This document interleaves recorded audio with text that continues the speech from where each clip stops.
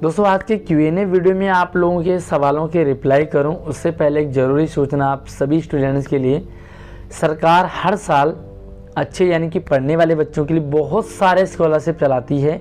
इस साल भी काफ़ी सारे स्कॉलरशिप चल रहे हैं, उनकी मैंने आपको पिछले वीडियो में जानकारी सभी की दे दी थी। आपको क्या करना है, जो आपकी रेगुलर क्लास है 6ठी 7वीं 8वीं हो 9 10 हो या 11 12 हो, उस क्लास से थोड़ा सा टाइम निकालना है और जो आप बाहर घूमना फिरना, social media Facebook WhatsApp Instagram use करते हैं, इन सब चीज़ों को साइड में रखना है और उस कंपटीशन की तैयारी में जुट जाना है। क्योंकि कंपटीशन की तैयारी लिमिटेड टाइम पीरियड तक होता है। अगर आपने थोड़ी सी तैयारी कर ली तो आपका कंफर्म हो जाता है स्कॉलरशिप। तो प्लीज़ आपको अपनी तैयारी ज़रूर रखनी है। पहला सवाल मैं शुरू करूं इससे पहले वीडियो को लाइक करके शेयरिंग जरूर कर दें और चैनल पर पहली बार आए तो सब्सक्राइब भी कर लेना, क्योंकि यहाँ पर आपको लगातार सारी अपडेट मिलती रहती हैं। चलिए पहला सवाल मैं यहाँ से आपका पिक कर लेता हूँ और ये कमेंट से मैं लेता हूँ आपके सवाल। तो क्या सवाल है और किसने पूछा है?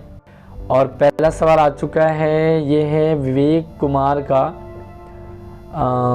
DOE असेसमेंट गाइडलाइन का वीडियो अपलोड कर दो, सेशन 2023-24 क्लास 11। हर साल डिपार्टमेंट असेसमेंट गाइडलाइन जारी करता है। हर क्लास के अकॉर्डिंग किस किस तरीके से मार्क्स जुड़ेंगे और किस किस तरीके से आपका रिजल्ट बनेगा, कौन से एग्ज़ाम के कितने मार्क्स जुड़ेंगे। अभी कुछ दिन पहले एक सर्कुलर आया था डिपार्टमेंट का, जिसमें डिपार्टमेंट ने क्लियर किया था कि पिछले साल जो सर्कुलर हमने जारी कर दिया है वो 5वीं और 8वीं में फेल वाला भी पिछले साल आ गया था, और जो 9th और 11th के लिए पास प्रमोशन पॉलिसी जो गाइडलाइन असेसमेंट जारी की थी वो सेम इस साल भी चलेगा। हालांकि अभी नया आया नहीं है, लेकिन जैसे नया आएगा मैं आपके साथ शेयर करूंगा। तब तक आप पुरानी वाली कोई नया समझे, क्योंकि डिपार्टमेंट ने ऑलरेडी कह दिया है कि पुराने वाला ही नया है। इससे पहले अगर आपको पुरानी वाली देखनी तो आपको ये वो वीडियो डिस्क्रिप्शन में मिल जाएगी। चलिए मैंने इसे लाइक कर दिया है। अगला जो सवाल है वो है जोया क्वादरी, और जोया का सवाल क्या है, सर क्या SSC से फिर से अपने प्रीवियस स्कूल में ट्रांसफ़र करवा सकते हैं? मतलब बहुत सारे बच्चों का सपना है SSC में जाना, और जोया का सवाल है SSC से वापस DOE में आना। सबसे पहले तो आपको रीज़न शेयर करना है कि क्या रीज़न है आपके ट्रांसफ़र करने का, क्योंकि हर एक बच्चे का अधिकार है ट्रांसफ़र लेना, और डिपार्टमेंट ट्रांसफ़र के लिए सर्कुलर भी ऑर्डर भी जारी करता है कि भाई जिन बच्चों को अपना स्कूल ट्रांसफ़र करवाना है वो करवा लीजिए। अब ट्रांसफ़र करवा लीजिए जब सर्कुलर आया तो इसका ये मतलब नहीं है कि आप बेमतलब या बिना वजह भी आप स्कूल ट्रांसफ़र करवा लें, क्योंकि बहुत सारे ऐसे बच्चे हैं भाई हमारे स्कूल में पढ़ाई नहीं हो रही तो ट्रांसफ़र करना है, हमारे टीचर अच्छे नहीं हैं तो ट्रांसफ़र करना है, टीचर डांटते हैं, तो ये ऐसे रीज़न हैं जो एक्सेप्टेबल नहीं है। तो इसीलिए डिपार्टमेंट ट्रांसफ़र के लिए सर्कुलर जारी करता है कि भाई जिनका जेन्युइन रीज़न है वो ट्रांसफ़र करवा लीजिए। अब क्या जेन्युइन रीज़न है वो मैंने पिछली वीडियो में डाला हुआ है, बट जोया क्यों चेंज करना चाह रही है कमेंट सेक्शन में अपने सवाल को क्लियर कर दीजिए। बाकी नॉर्मल प्रोसीजर होता है ट्रांसफ़र करने का, आप जैसे SSC में गए वैसे वापस भी आ सकते हैं, बट रीज़न आप ज़रूर बताइए ताकि मैं आपको बेटर सॉल्यूशन दे पाऊँ। अगला है क्या लिखा है, यश प्रजापति। ओके, क्या सवाल लिखा है, लंबा चौड़ा सा है, एक बार मैं इसे देख लेता हूँ और आप भी इसे पढ़ लो क्या लिखा हुआ है। Sir I am SSC arm force 9th class में हूँ, मतलब ये 9th क्लास में पढ़ रहे हैं SSC आर्म फोर्स में। अभी जो रिज़ल्ट आया है सर, हमारा सेशन अभी तक स्टार्ट नहीं हुआ। सर टीचर से पूछा था बुक्स कौन सी लगेगी, फिर भी नहीं बताया। सर प्लीज़ बता दो कौन सी बुक्स लगेगी, NCERT या DVSC, ताकि हम सेल्फ स्टडी कर सकें। देखिए हर किसी बोर्ड का अपना सीन होता है, और अभी जो DVSC का खास करके आर्म फोर्स है उसका अलग चलता है, क्योंकि इसमें 3-4 राउंड अभी होते हैं, फाइनल कितनों का हो गया है, तो वो सारा का सारा क्लियर करने के बाद आपकी पढ़ाई शुरू हो जाएगी। थोड़ा सा वेट कीजिए। रही बात बुक्स की, तो बुक्स DVSC में NCERT बिल्कुल नहीं चलती। वहाँ पर अपना एक डिजाइन किया हुआ एक वर्कशीट का एक तरीका होता है, उसमें काफ़ी सारी चीज़ें इंक्लूड होती हैं और वो बाहर आपको मिलेगा नहीं। तो आपको थोड़ा सा वेट करना है, अंदर से आपको सारी चीज़ें प्रोवाइड हो जाएगी। सिलेबस जो पढ़ना है आपको वो सब कुछ आपको अंदर से मिल जाएगा, थोड़ा सा वेट करें। अगला सवाल है पंकज गुप्ता का, सर मैंने लाडली के लिए 6 में स्कूल की तरफ से फॉर्म फिल किया था, बट उस टाइम हमारे पास शायद क्या लिखा, हमारे कोई स्लिप नहीं मिली, हमें कोई स्लिप नहीं मिली थी, तो अब क्या करें, कहाँ से स्लिप मिल सकती है। यह लाडली वाली प्रॉब्लम बहुत सारे बच्चों की है, बहुत सारे पेरेंट्स की है। लाडली सिर्फ उन्होंने फॉर्म भरा, फॉर्म भरने के बाद स्लिप नहीं मिला। देखो प्रोसीजर क्या होता है कि आपने नया फॉर्म भरा, फॉर्म भरते ही जो आप क्लास टीचर में स्कूल में भरते हैं तो वहाँ पे एक स्लिप आपको मिल जाती है और एज ए लाडली वो आपको आपके पास रहता है। ये स्लिप क्या होता है, जैसे हम जैसे स्कूलों में क्या होता है कि लाडली ऑफिस में जमा करते हैं, वहाँ पर इस पर स्टैम्प लग के आ जाती है और वो स्लिप आपके पास रहता है। आपको नहीं मिला, क्यों नहीं मिला, ये सबसे बड़ा सवाल है, क्योंकि सभी को मिलता है।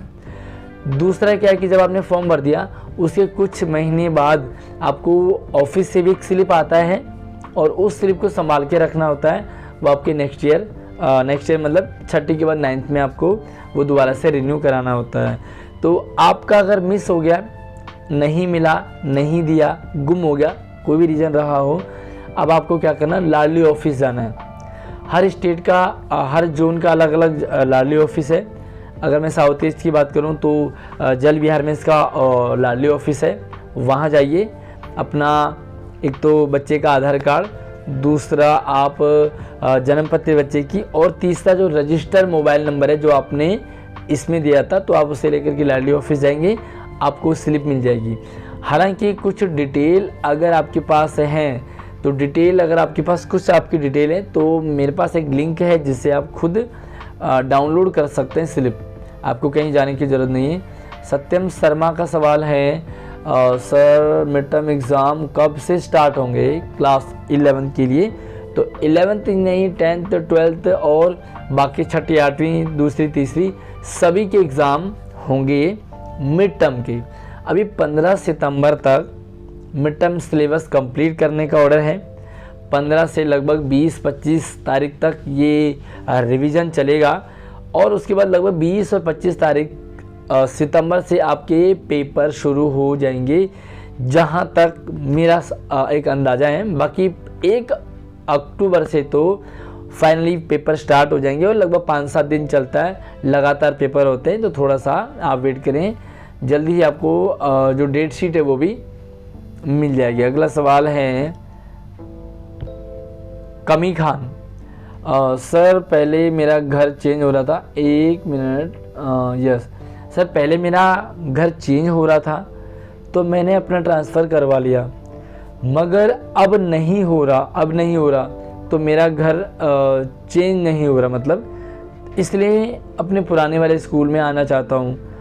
वहाँ जाने में बहुत परेशानी होती है, इसलिए मुझे वापस अपने स्कूल जाना है। यार मैं आपको कई बार बता चुका हूँ कि जो ट्रांसफ़र है ना, वो ऐसे गाय बकरियों का खेल नहीं है कि आप कभी इधर जा रहे हो कभी उधर जा रहे हो। ट्रांसफ़र एक प्रोसीजर से होता है। आपका घर चेंज हो रहा था तो आपने पहले घर को चेंज करना था, चेंज करने के बाद आप अपना ट्रांसफ़र करवा सकते हो। बहुत सारे बच्चे ट्रांसफ़र करवाना चाहते, उनका हो ही नहीं रहा, आपका ट्रांसफ़र हो गया, वापस आना चाह रहे हो। तो देखिए सिंपल सा प्रोसीजर तो यही है कि आप जो है अपने जिस स्कूल में अभी हैं वहाँ एप्लीकेशन दीजिए और अपना फिर से पुराने वाले स्कूल में ट्रांसफ़र करवा सकते हैं। बट थोड़ा सा ये टेढ़ा होता है, इधर से वहाँ जा रहे हो फिर वापस आ रहे हो फिर जा रहे हो, तो ट्रांसफ़र के चक्कर में आप ज़्यादा परेशान ना हो, क्योंकि जिस स्कूल में भी आप पढ़ रहे हो सभी में लगभग सेम होता है। और डिपार्टमेंट इसलिए परेशान हो जाता है क्योंकि आप बस चेंज ट्रांसफ़र ही खेलते रहते हो। तो भैया प्रोसीजर तो सेम है, बट थोड़ा सा आप वेट करें।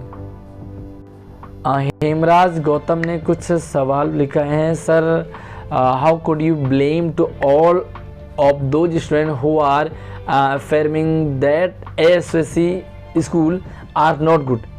दे are studying so they know better than you. If you think I am believe on rote learning and they okay, मेरे ख्याल से बच्चा जो है ये एसएससी में पढ़ने के बाद एसएससी के स्कूलों को मतलब अच्छे नहीं है ऐसा कहा है. तो कि आपका डाउट क्या है, आप वो डाउट लिखेंगे तो आपका डाउट सॉल्यूशन आपको किया जाएगा. बट ऐसा नहीं है कि आपको उसके बारे में पता है. देखो हर स्कूल का अलग अलग सीन होता है. अब आपको क्या प्रॉब्लम आ रही है जब तक आप बताओगे नहीं उसका पता चलेगा नहीं. आपने कहीं भी अपनी प्रॉब्लम शेयर नहीं करी है कि एक्चुअल में आप ट्रांसफ़र क्यों कराना चाहते हैं और आपको एसएससी में प्रॉब्लम क्या आ रही है. क्योंकि जब तक आपके पास रीज़न नहीं होगा, वैलिड रीज़न, आपका कहीं भी ट्रांसफ़र नहीं होगा. चाहे एसएससी से वापस हो, चाहे एसएससी में हो, चाहे एक स्कूल से दूसरे स्कूल में, वैलिड रीज़न आपके पास होना ज़रूरी है. और आपके पास क्या रीज़न है आपने बताया नहीं, नॉर्मली स्कूल चेंज करना है, ये कोई लॉजिक नहीं होता. अगला सवाल आशीष गेमिंग का सर क्या अभी 11th में स्कूल ट्रांसफ़र कर सकते हैं? बिल्कुल कर सकते हैं भाई. 11th में करो, 12th में करो, चाहे जिस मर्जी क्लास में करो तो आप ट्रांसफ़र कर सकते हो. उसकी वीडियो मैंने पहले बना दिया है. सत्यम शर्मा का सवाल है सर क्या यूनिट टेस्ट के नंबर प्रैक्टिकल में ऐड होते हैं या नहीं? बिल्कुल होते हैं भाई. यूनिट टेस्ट के नंबर ऐड होते हैं, पीरियोडिक के ऐड होते हैं. तो बहुत सारी चीज़ें मिलकर के आपका इंटरनल असेसमेंट बनता है और उसके आपको मार्क्स लगते हैं. तो यार आप इस तरह से परेशान ना हो, पढ़ाई पे फोकस करो. कौन से के कितने मार्क्स लगते हैं उस पे आपको कोई परेशान होने की ज़रूरत नहीं है. नॉर्मल आप पढ़ाई करते रहो. क्या लिखा है?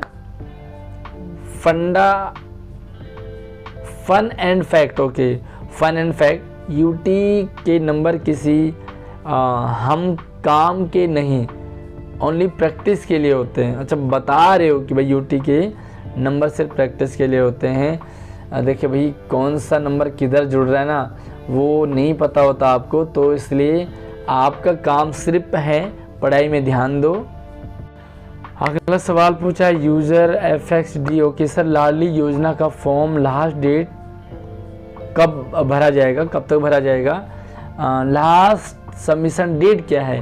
तो यार लास्ट सबमिशन की डेट मुझे नहीं पता, लेकिन हाँ इस बच्चे को मैंने इसके कमेंट में ही रिप्लाई कर दिया था. एक वीडियो है जहाँ पर कि लाडली योजना की पूरी इन्फॉर्मेशन 17/2023-24 की दी है. तो प्लीज़ आप एक बार उस वीडियो को देख लें. फॉर्म भरने का लास्ट डेट आपको वहाँ पर क्लियर हो जाएगा. तो भैया वीडियो लाइक नहीं किया अभी तक, भूल गए तो फटाफट से लाइक कर लो. अगला सवाल Sunil master technical. Okay, Sunil master technical. मैं इस बार कंफ्यूज हूँ कि मैंने इस साल 10th में हूँ, मुझे 11th क्लास में कॉमर्स में अप्लाइड मैथ चाहिए, क्या मुझे मिल जाएगी? मुझे डर लग रहा है बिकॉज मैंने 10th में बेसिक मैथ लिया है. Sir please help. ये डाउट 9th और 10th वाले बच्चों का लगभग है. बेसिक मैथ लेना चाहिए या स्टैंडर्ड मैथ लेना चाहिए? दूसरा ये कि भाई किस चीज़ में हमें क्या मिलेगा 11th में, ये बड़ा डाउट है. सबसे पहले मैं आपको क्लियर कर दूं, अगर आपने बेसिक मैथ लिया है, अच्छा पिछले साल क्या था कि बेसिक मैथ हो स्टैंडर्ड मैथ हो, कोरोना के कारण सबके साथ एक ही जैसा ट्रीट किया जा रहा था. आप कुछ भी ले सकते हैं, बेसिक स्टैंडर्ड का कोई फ़र्क नहीं था. अब नॉर्मल सब कुछ सिस्टम हो गया तो कोरोना का जो गाइडलाइन है वो फ़िलहाल चलेगा नहीं. आपको जो है बेसिक मैथ और स्टैंडर्ड में, देखो अगर आपको विद मैथ चाहिए 11th में, साइंस चाहिए तो आपको स्टैंडर्ड मैथ लेना होगा. अगर आपको कॉमर्स में विद मैथ चाहिए तो आपके पास स्टैंडर्ड मैथ होना चाहिए. बेसिक मैथ से आप 11th में मैथ नहीं ले पाएंगे. जो भी विद मैथ है ना वो आपके पास नहीं मिलेगा. तो अगर आपको कॉमर्स विद मैथ चाहिए तो अभी एडिटेबल रहेगा, आप उसे एडिट कर लें. जैसे फॉर्म निकलेंगे रजिस्ट्रेशन के तो आप उसे वापस ज़रूर चेंज कर दें अपना. अगला सवाल है स्मार्ट. क्या लिखा है स्मार्ट ने भाई? सर एनएसपी पर एनएमएस का रिन्यूअल कब होगा? एनएसपी पर एनएमएस का रिन्यूअल कहाँ होगा? तो यार ये अभी कोई ऐसा ऑफिशियल ऑर्डर आया नहीं है. जहाँ तक मुझे लगता है कि जो एनएमएस है वो अपने आप ही एक बार आपने पूरा प्रोसेस कंप्लीट कर दिया तो आपका अपने आप ही ये आगे चलता रहता है। तो यार ये वो सवाल थे जो आपने हमसे पूछे हैं। आई होप आपके डाउट क्लियर हुए होंगे। अगर आप भी हमसे अपना सवाल पूछना चाहते हैं तो कमेंट सेक्शन में जाइए और वहाँ पे अपना सवाल ड्रॉप कर सकते हैं। आप चाहे तो हमें व्हाट्सएप पे और इंस्टाग्राम पे भी फॉलो कर सकते हैं। जय हिंद।